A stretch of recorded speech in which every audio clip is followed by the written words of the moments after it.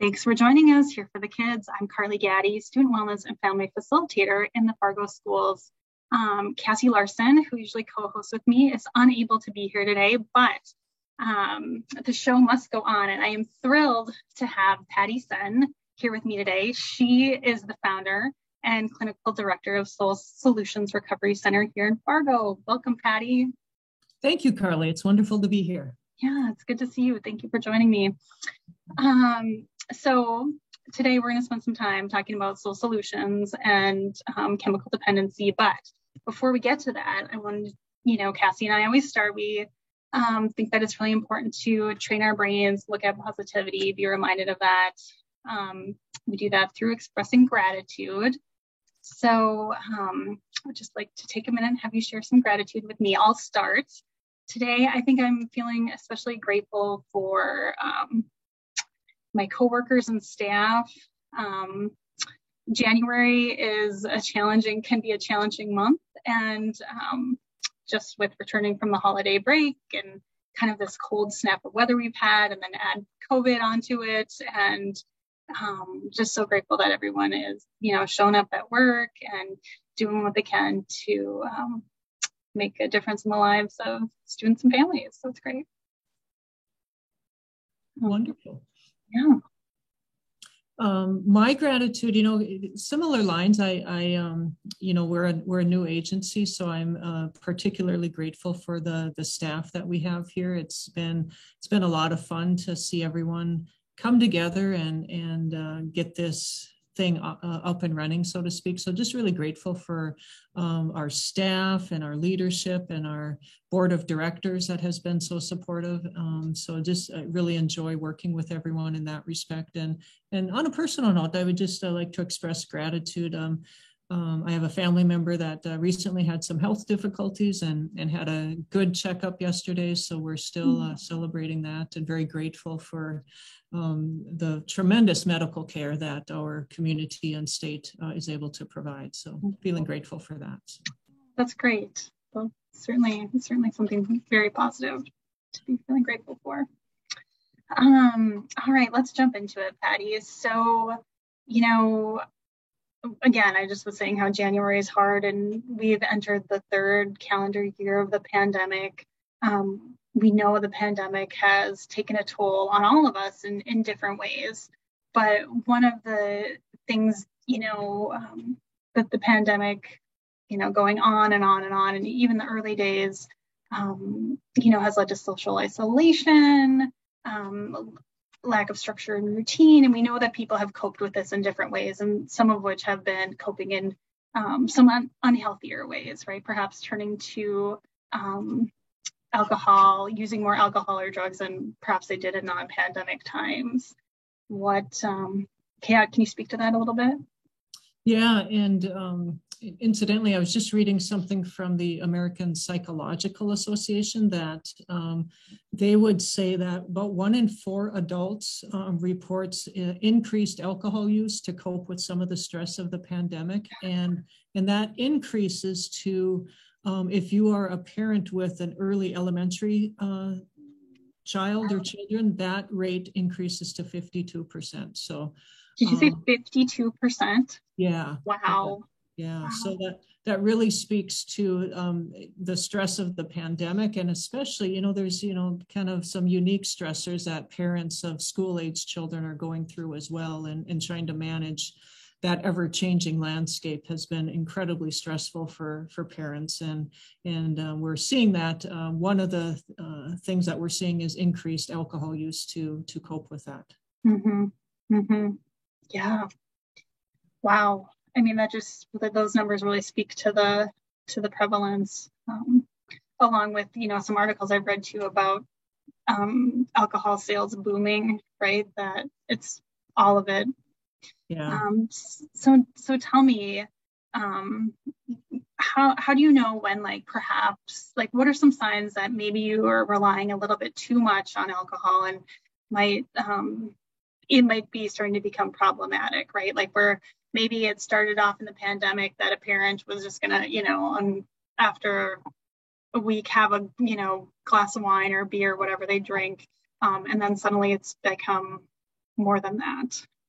Yeah, so it's a complicated thing to look at and assess sometimes, but maybe the simplest way to look at it in terms of your substance use is um, the way I frame it is if it's causing problems, it's a problem. And so looking at how is it impacting me? How am I using alcohol, and how is it impacting my day-to-day life? So, and it's such a subtle shift and change for people that oftentimes it's hard to notice. It's hard for the person themselves to notice, and oftentimes it's difficult for those around them to see the subtle changes as well. So some of the specific things to look at are, is it impacting your ability to do the things that you need to do? So everyone has different roles in life and they wear different hats. Is it impacting your ability to do those to the best of your ability? So if that's parenting, are you able to parent to the, in a manner that you need to? Are you able to do your work? Are you able to, be a healthy, good family member? So whatever roles you have in life, are they being impacted is one of the first ways that alcohol use tends to kind of show its signs, so to speak. Mm-hmm. Mm-hmm. Yeah, I think about that, right? Like an example of family I worked with, right? A parent struggled to get up in the morning, right? To get the kids to school consistently. Yeah, and it's I think oftentimes we look for like the big things, and it's those subtle things that start to shift, and they're, like I said, they're hard to recognize. So, and another way to look at it is why am I using this? Am I using it for enjoyment, a social thing, and at levels that are low or no risk, or am I using it to escape? Am I using it to deal with stressors? Then you start to get into that unhealthy pattern that puts you at higher risk of continuing with more problems. Mm-hmm. So being able to look at, what's this doing for me? Why am I using it? Mm-hmm. And would you say that's true, not only with adults, but also with teenagers? Yeah, for kids, it's a little different. So obviously, we recommend no use right. for yes, of course, those developing brains, and so it's a little bit different when you look at adolescent substance use, and really we want to send the message that no use is safe at that level. But it's a similar thing in terms of, it starts to impact their schoolwork. It starts to impact their relationships with their family, their relationship with their friends and things like that. And so those are some of the signs for them. Mm-hmm. So say that I, have a loved one or friend who I've just kind of noticed, maybe they're telling me more about their alcohol use, or I've noticed kind of some of those slight changes in their daily functioning or behavior. What would you recommend that I do? I mean, this is tricky. Yeah, and it's, I would say there's probably no one right answer to this, but in general, if you have concerns about someone, I would definitely say talk to that person.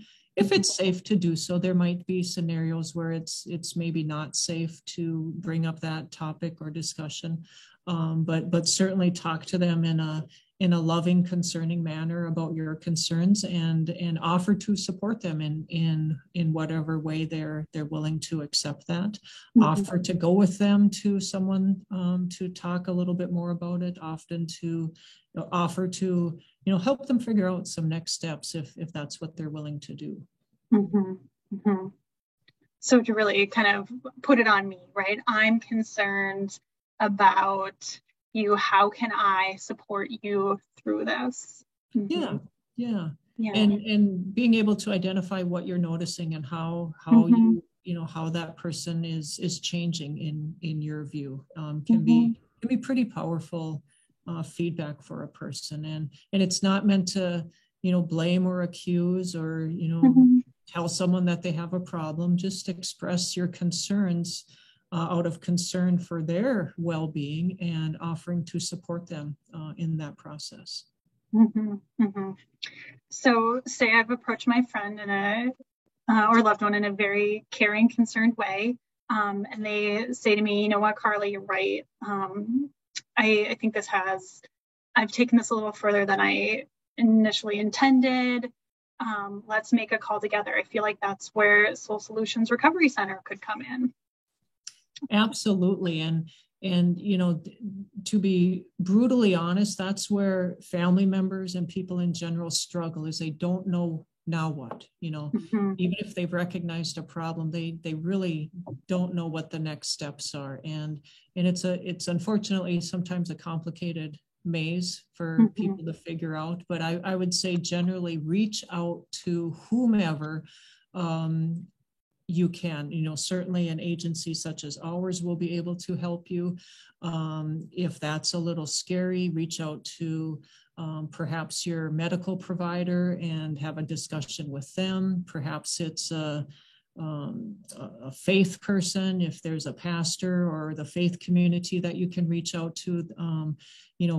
Just finding some support system that you are comfortable reaching out to keep that moving forward.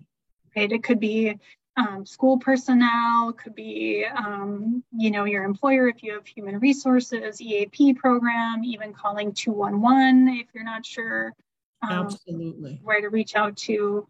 So yeah, there are places. The important thing that I'm hearing you say, right, is reach out, connect, start asking people, because someone's going to know something.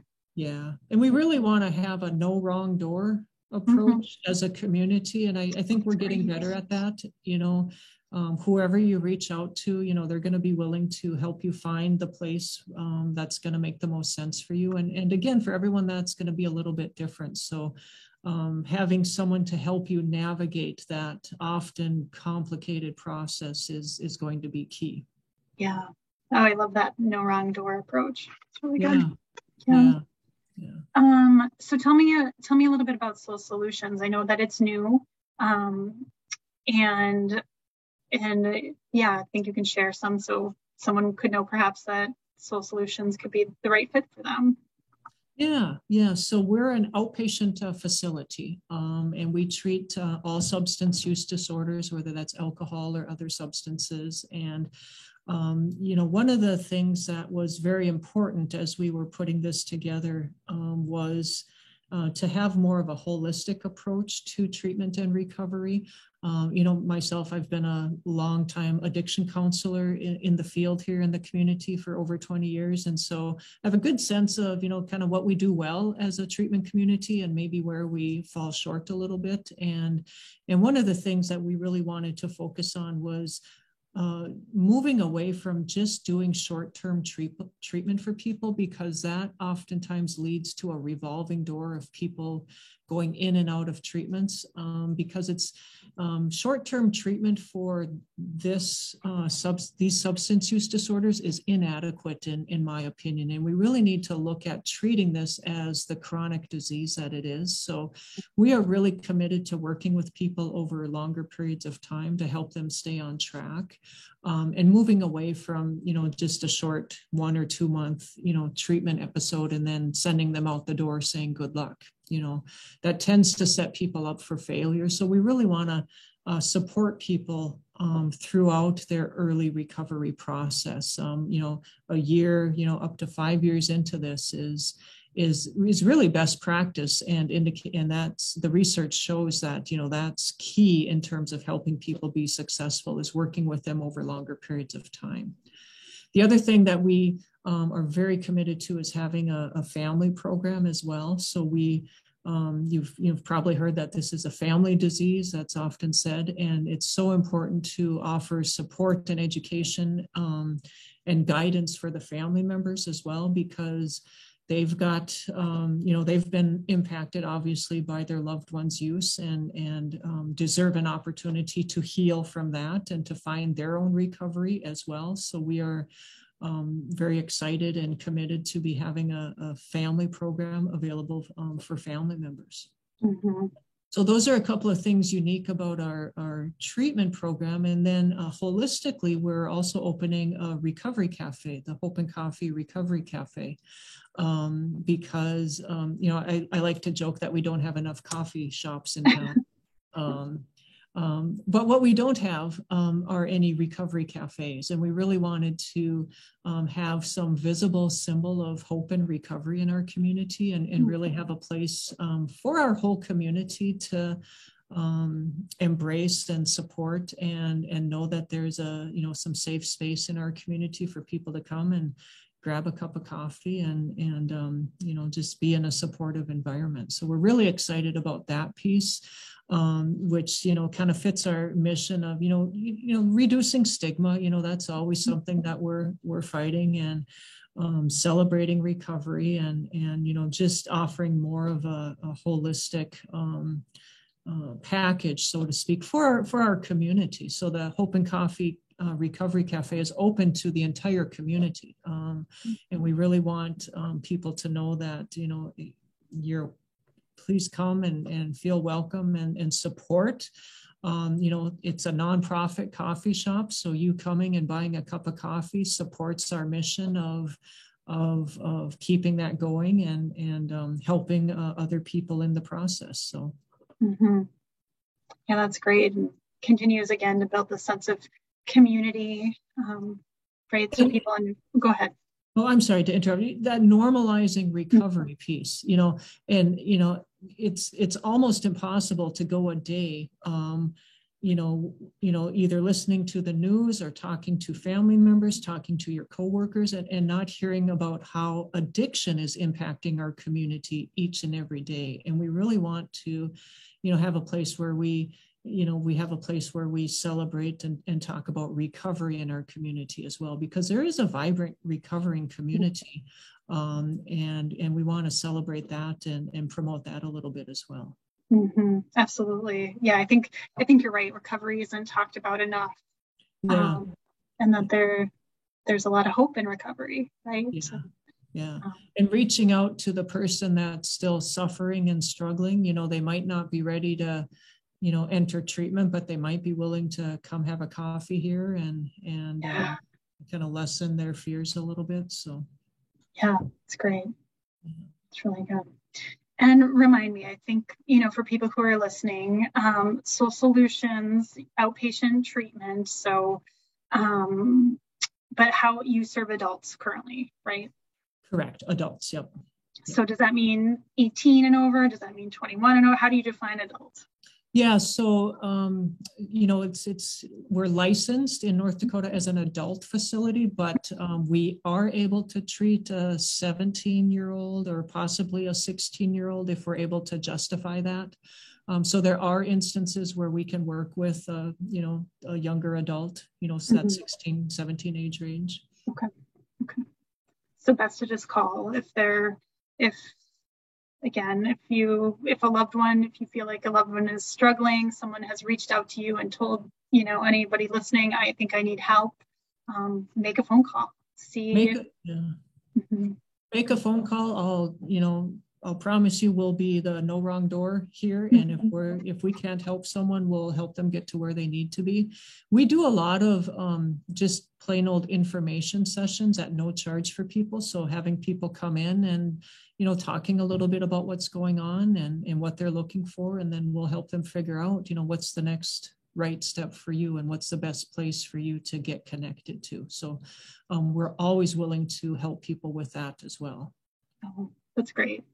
Yeah. I think that's helpful. Again, back to the it's hard. It can be hard to know where to turn, and so just someone providing some information and helping navigate the process.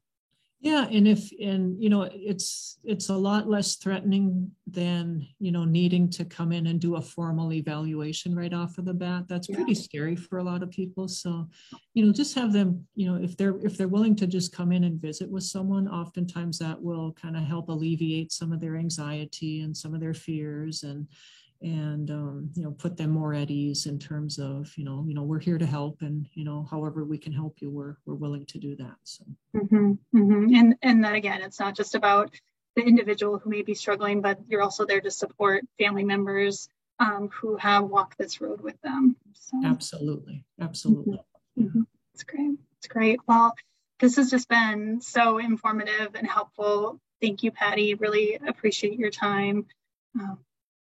I will link your website when I post this and phone number to Soul Solutions so that people who may be feeling like they could benefit from reaching out can have a quick and easy access to do so. Wonderful. Thank you so much, Carly, for having me on, and thank you for what you do with your podcast. It's a wonderful thing as well. So thank you so much for inviting me and giving me a chance to share a little bit. So yeah, it's great. Thank you.